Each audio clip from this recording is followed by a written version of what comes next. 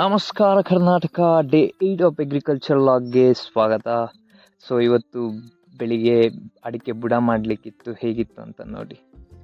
Let's start the video. As usual ಬೆಳಿಗ್ಗೆ ಬೇಗ ಎದ್ದು ಟೀ ಮತ್ತು ತಿಂಡಿಗೆ ನೀರು ದೋಸೆ ಇತ್ತು. ನಮ್ಮ ಉಡುಪಿ ಕಡೆ ನೀರು ದೋಸೆ ಒಂಥರ ರೆಗ್ಯುಲರ್ ತಿಂಡಿ, ವಾರಕ್ಕೆ 3 ಸಲ ಮಾಡ್ತಾರೆ. ಹಾಗೆ ತೋಟದ ಕಡೆ ಹೋದ್ವಿ. ಮೊನ್ನೆ ಅಷ್ಟೇ ತೋಟಕ್ಕೆ ಗೊಬ್ಬರ ಮತ್ತು ಕೋಳಿ ಗೊಬ್ಬರ ಹಾಕಿ ಅದನ್ನು ನೀಟಾಗಿ ಸೇರಿಸಿದ್ವಿ. ಇವತ್ತು ಬುಡ ಮಾಡಿದ್ವಿ. ಬುಡ ಮಾಡೋದಂದರೆ ಮಣ್ಣು ಹಾಕೋದು. ಮಣ್ಣು ಆ್ಯಕ್ಚುಲಿ ಸ್ವಲ್ಪ ಹಾಕಿದರೆ ಸಾಕು. ಒಂದು ಗೊಬ್ಬರ ಏನಿದೆ ಅದು ಮುಚ್ಚುವಷ್ಟು ಹಾಕಿದರೆ ಸಾಕು, ಜಾಸ್ತಿ ಹಾಕಬೇಕಂತ ಇಲ್ಲ. ಸೊ ಅದು ಮುಗಿಯುವಾಗ ಒಂದು ಮಧ್ಯಾಹ್ನ ಆಗಿತ್ತು. ಆ್ಯಕ್ಚುಲಿ ಏನಾಯ್ತಂದರೆ ಇವತ್ತು ಫುಲ್ ಮಾಡಲಿಕ್ಕೆ ಆಗಲಿಲ್ಲ.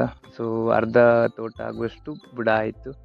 ಹಾಗೆ ಆಮೇಲೆ ಅದನ್ನು ಮುಗಿಸಿ ಸೀದಾ ಮನೆ ಕಡೆ ಹೋದ್ವಿ. ಮನೆ ಕಡೆ ಹೋಗುವಾಗ ಊಟಕ್ಕೆ ರೆಡಿ ಇತ್ತು, ಊಟ ಮಾಡಿದ್ವಿ. ನಂತರ ನಾವು ಮೊನ್ನೆ ನರ್ಸರಿಯಿಂದ ಹೂವಿನ ಗಿಡವನ್ನು ತಂದಿದ್ವಿ. ಹೂವಿನ ಗಿಡ ಹೇಗಾಗಿದೆ ನೋಡಿ. ನಮ್ಮ ಕರು ಮೊನ್ನೆ ತಿಂದು ಅದನ್ನು ಪೂರ ದಂಟು ಮಾತ್ರ ಉಳಿಸಿತ್ತು.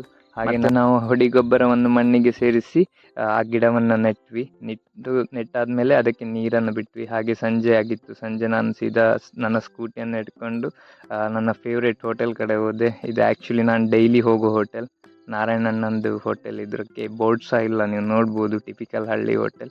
ಇಲ್ಲಿ ಹೋಗೋದಂದರೆ ಏನೋ ಖುಷಿ, ಯಾಕಂದರೆ ಇಲ್ಲಿ ಹಳ್ಳಿ ಪಂಚಾಯತಿಗೆಲ್ಲ ಆಗ್ತಿರ್ತದೆ.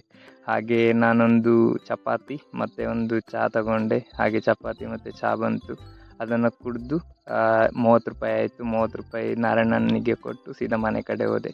ಹಾಗೆ ವಿಡಿಯೋ ಇಷ್ಟ ಆದರೆ ಫಾಲೋ ಮಾಡಿ, ಶೇರ್ ಮಾಡಿ. Thank you.